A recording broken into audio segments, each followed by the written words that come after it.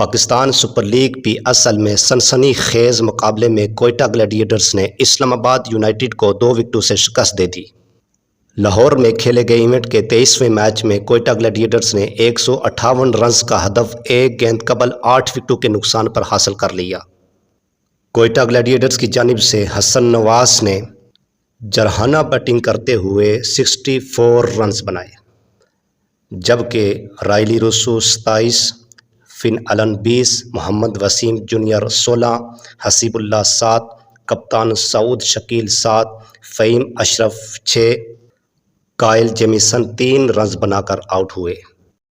اسلام آباد یونائیٹڈ کی جانب سے نسیم شاہ اور سلمان ارشاد نے 2-2، جبکہ محمد نواز، سلمان آغا اور جیسن ہولڈر نے 1-1 وکٹ حاصل کی۔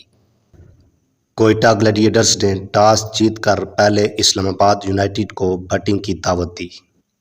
اسلام آباد یونائیٹڈ نے پہلے بیٹنگ کرتے ہوئے مقررہ 20 اوورز میں 9 وکٹوں کے نقصان پر 157 رنز سکور کیے۔